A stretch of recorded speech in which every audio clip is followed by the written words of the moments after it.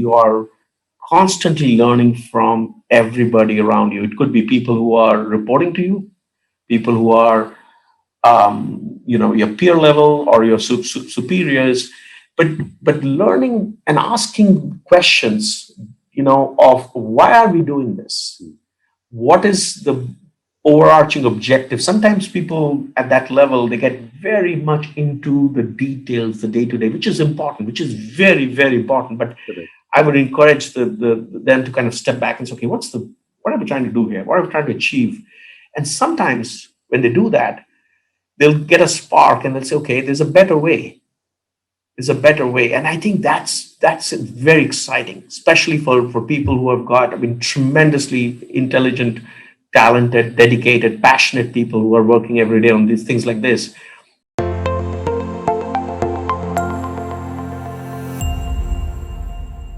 Welcome to another episode of The Brand Called You, a podcast and podcast show that brings you leadership lessons, knowledge, experience, and wisdom from hundreds of successful individuals from around the world. If you're new to our channel, please consider subscribing to it and hit the bell icon so that you never miss an update. I am your host, Ashutosh Garg, and today I'm very privileged to welcome a very, very senior corporate executive from the US, Ranjeet Banerjee. Ranjeet, welcome to the show. Thank you, Ashutosh. Thank you. Ranjeet is the CEO of Cold Chain Technologies. He was earlier with Becton Dickinson as President, USA and Canada region. So Ranjeet, let's talk a little bit about cold chain technologies. Tell me about the work that you are doing, because cold chains are very critical. Yeah, it's an exciting time for our industry. So Cold Chain Technologies was actually established more than 50 years ago in Massachusetts near Boston, and with the purpose of really ensuring that when drugs, vaccines, and biologics, when they are transported around, how do you make sure that you can provide thermal integrity assurance, right? Because it's as you can imagine, you can develop the best vaccine, you can manufacture the best vaccine, but if it's not transported under very tight conditions, and all the way up till it's delivered inside the body, you could lose all the efficacy. Correct. And you could have a patient safety issue and a health issue. And it's not just vaccines. It's a lot of drugs and biologics. If you look at where pharmaceutical research is going, large molecule formulations, cell and gene therapy, all of these require not just temperature monitoring, but condition monitoring. And that's kind of what we do. That's our forte. Fascinating. And, you are shipping all over the world. How do you manage temperature sensitive material in the developing world? It's a great question. It's so what we do is we have a very good capability for design of these packages. So we have our R&D scientists and teams here in Boston area. We have teams that are they have tremendous capabilities in what I call thermal design. Right, so they would look at all kinds of conditions, ambient conditions, the requirements for the drug that needs to be maintained, and using proprietary materials like phase change materials and other design techniques, we come up with a optimized design. And that's the key word, optimized, because if you over design it, there are cost implications. If you under design it, there's a performance implications, right?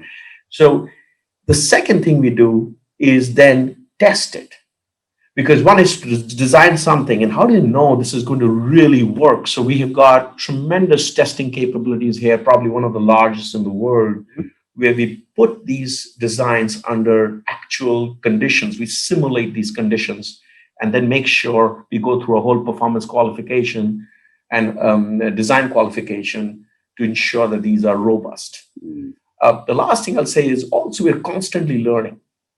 And this is very important. So every time we send millions of shipments, we're constantly looking at the data to see, are there areas we can improve, new technologies, also exploring a lot in the digital space. How do we get more and better at tracking conditions using the latest digital technologies? Fascinating.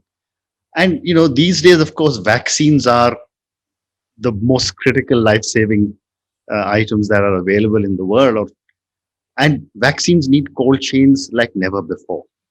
Yeah. So tell me, how is technology supporting transportation of vaccines? Yeah, there are very many elements when it comes to what I call in transit Mhm. integrity assurance. How do you ensure that from the plant to patient, right, from the plant of a Pfizer or a Moderna or a AstraZeneca all the way to the patient, the integrity of the vaccine is maintained? Mm. Again, the way it's done is that our teams get involved pretty early on in the process to make sure that we are designing the right package, the testing that happens after that. We then also we actually have a lot of manufacturing capacity, but because COVID was so massive in scale Correct. and just the magnitude of what we were doing, we set up a whole new manufacturing plant in Tennessee, Mm.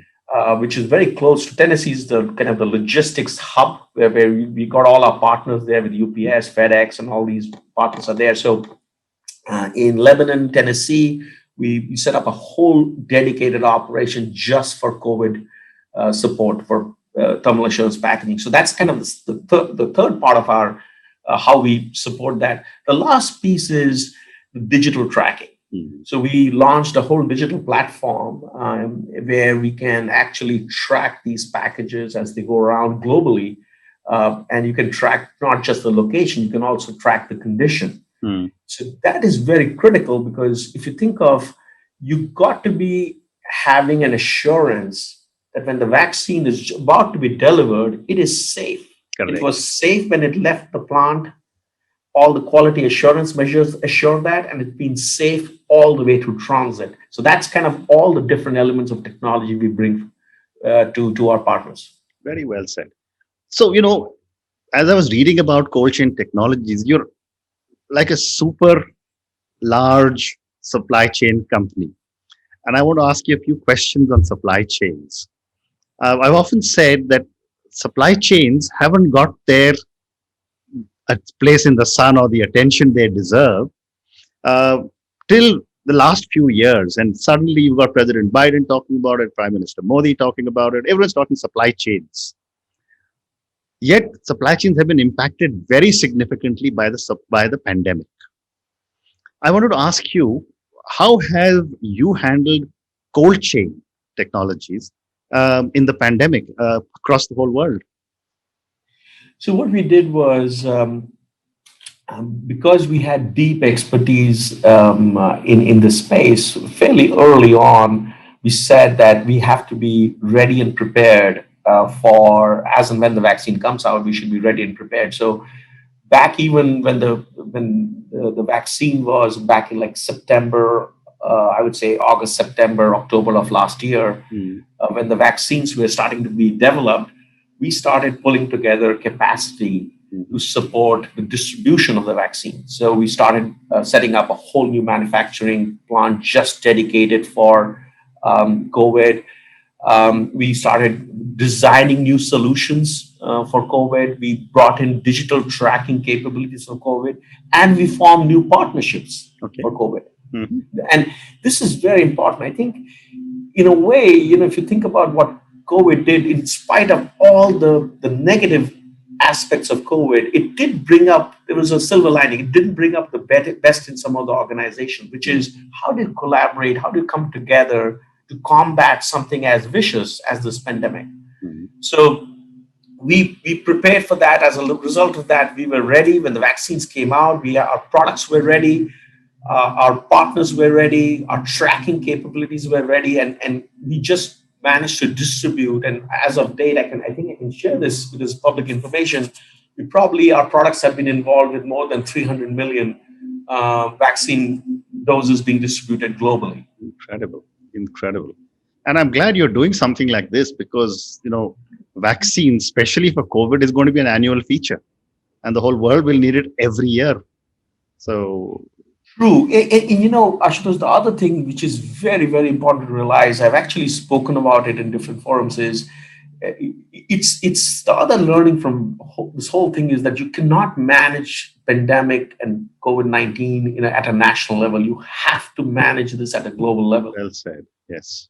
If you it's like we call it whack-a-mole, right? If you don't stamp it out in across the world, it'll keep popping back up, and we are a connected world today. So Very well. that's kind of what we need to do. Very well said. So, my next question to you is that, you know, and again, this relates to a situation where the world is beginning to change very dramatically. We were we had moved almost entirely to a borderless world, but now suddenly the borders seem to be coming up again. What happens to supply chains across the world where now restrictions are beginning to come up? I think it's going to be interesting because there are kind of two forces. There's a tension here. So the one tension, as you rightly said, is when you things have when you, there's pandemic, etc. It it stops to some extent. It impedes cross border transport and logistics.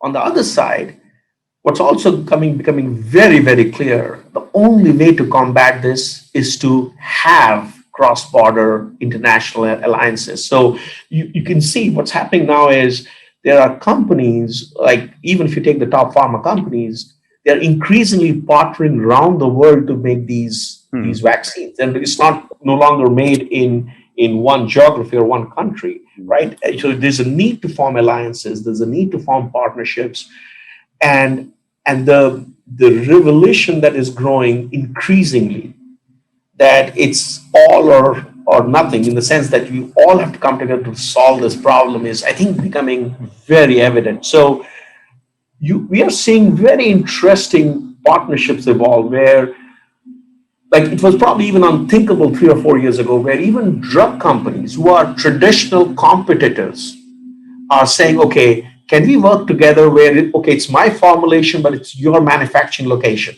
Hmm. because I cannot manufacture this all around the world. So it's my formulation, but I can teach you and you make it. And same thing with distributors, right? So I think it's also bringing out the best in terms of collaboration, international collaboration to fight the pandemic. So interesting, very interesting tension here. Very My well. own take is the collaboration will win. It Okay. has to. Well, I agree. Collaborations have always won in the past, but sometimes changes happen. So, Ranjit, let's talk a little bit about technology. And I've been speaking to a lot of people, and I said when I was growing up, and I'm much older than you know, the purchase managers only technology used to be a good ERP. Today, you've got artificial intelligence, you've got machine learning, you've got robotics, drones for delivery, and so many amazing things are happening. And for a company like Cold Chain Technologies, which is at the cutting edge of technology, how are you handling all the new technologies for your supply chains? So the way we are looking at it is, Ashutosh, is we are starting with what problem are we trying to solve, or what is the unmet need out there. Right? So in a way, we are almost not starting with technology first, right? Hmm. So we go through an exercise which is very robust, which is very kind of outward in as opposed to inward out. It's outward in, meaning we talk to a lot of stakeholders trying to understand what are some of the biggest challenges out there if you really want to transform the life science logistics, life science transportation of drugs and vaccines. What are some of the challenges out there? And then kind of starting there, come back to, okay, how do we address those challenges? And then you bring in technology partners who, along with us, and say, okay, what are the host of technologies available to solve those challenges, Hmm. right? The most interesting thing I find today is especially on the digital side. Um, just in the last, I would say, 5, 6, 7 years, digital technologies have advanced so much that you can now solve a lot of the problems that were not possible before through data, through analytics, through use of AI, ML, etc., that was not possible earlier. Mhm. So, but we try to back into the technology as opposed to start with the technology. Mhm. Okay. One or maybe two more questions on supply chains before I move to the next segment. When I was reading about you, there was also I read that you are also talking of creating customized cold supply chains in life sciences. Help me understand this.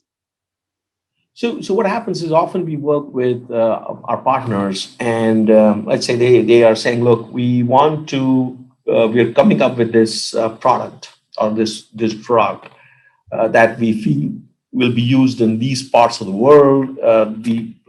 We need a special design that can take care of these needs. So we form these innovation partnerships Mhm.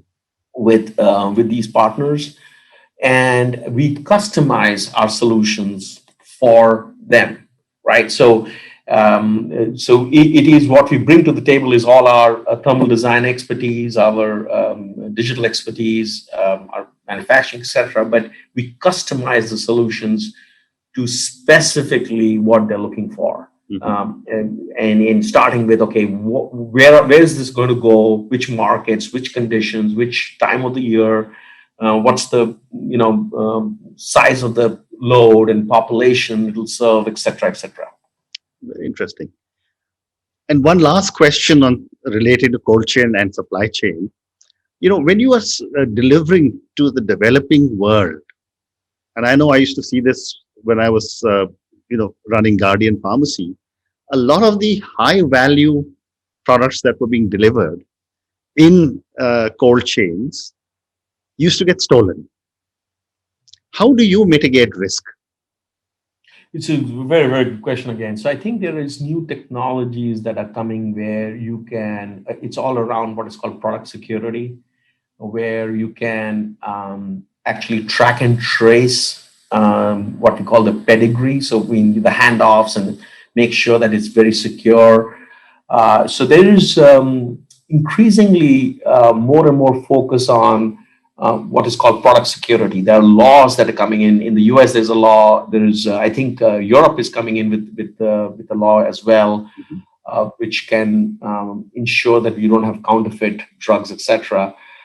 But to me, that it's a combination of going to be a combination of having very solid partnerships along with technology Mhm. that assures that when I talk about in transit integrity assurance, a element of that is also product security, Mhm. making sure that you have the pedigree, you know exactly how the handles have taken place, and it's interesting now. There is technologies out there with like blockchain, etc., where you can use those technology to achieve those results that didn't exist like 4 or 5 years ago, Very true. right? Very true. Well said. So I'm now going to move to a few questions for you personally. I think I have time for three or four questions for you. Uh, my first question is that, you had an amazing career, very successful, reached right to the very top.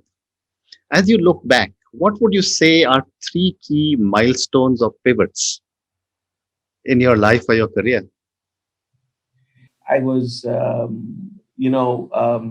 asked to lead a pretty significant operational transformation. Which is very common.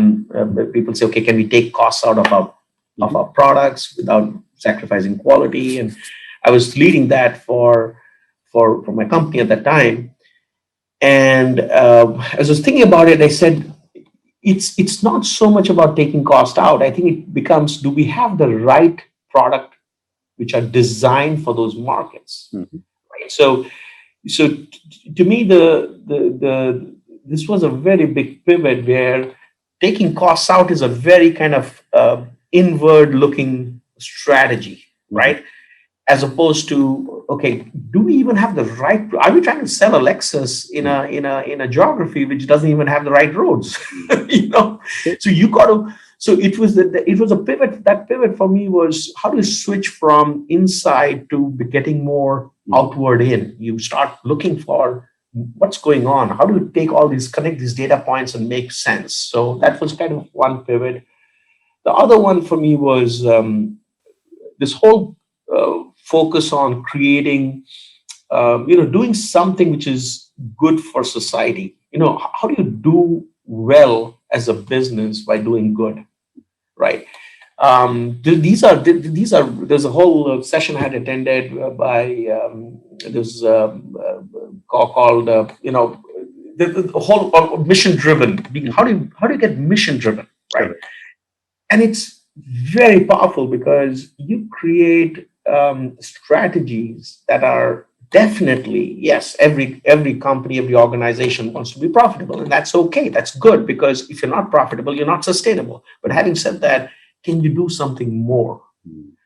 And that pivot was very important because increasingly, and you talked about, Ashutosh, the work you're doing to support young talent and people who are growing. A lot of the people now are not just looking for money, Mm. they're looking to join an organization that is mission driven, Very well said. that's trying to make a change, Mm. right? So that was, I think, another pivot. That's one reason I joined CCT as well. I mean, this Mm. was great time to come in where there's a pandemic going on. So I think those are a couple of the moments I've had. I think the last one I would say is I was involved with a huge, a massive integration. My previous company had bought one of the largest acquisitions in Mhm. that year, and I was leading the division that was responsible for this. So there I learned the importance of culture, Okay. right? And it's almost like a sounds nice motherhood and apple pie word, but culture is so vital in what you do, and how you engage the organization, how do you express what you stand for. So those have been some of my learnings. Fabulous. Fabulous. So I'm going to move on now. And my next question is that someone who's sitting right at the very top, from where you are today, what does success mean to Ranjit? I think to me, it's the most exciting thing is um, how do you use what you have learned to transform Mm. areas where, and the transformation has to have a positive impact, not just for the company but for society. Mm.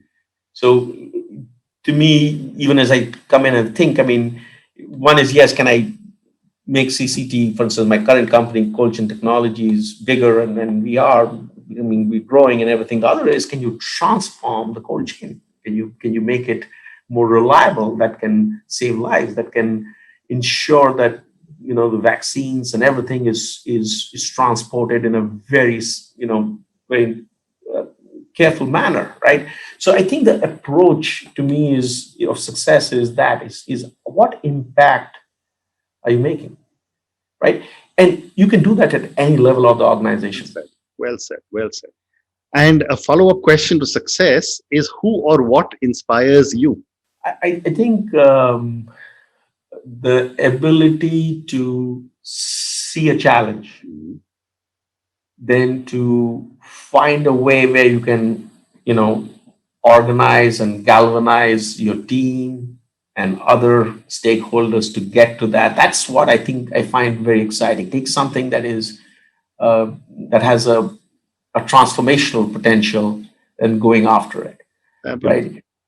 Fabulous. And my last question to you, Ranjit, and this are for the thousands of people who will listen to our conversation. What would your advice be to a young individual who's starting off on her or his corporate journey?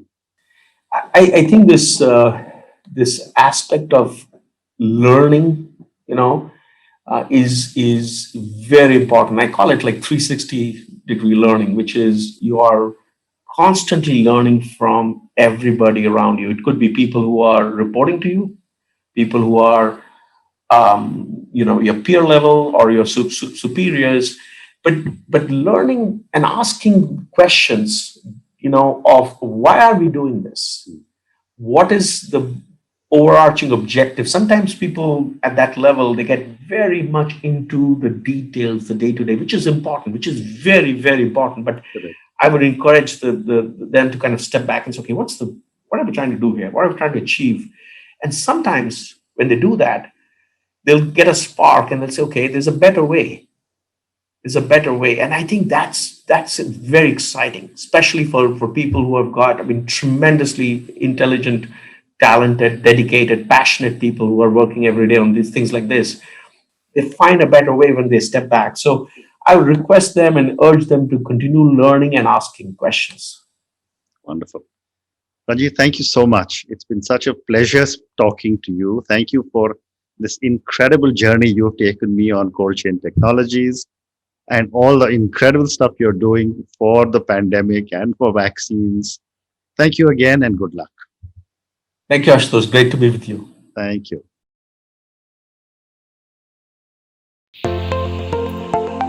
Thank you for listening to the brand called You Videocast and Podcast, a platform that brings you knowledge, experience, and wisdom of hundreds of successful individuals from around the world.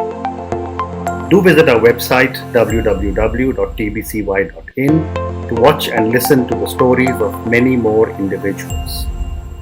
You can also follow us on YouTube, Facebook, Instagram, and Twitter.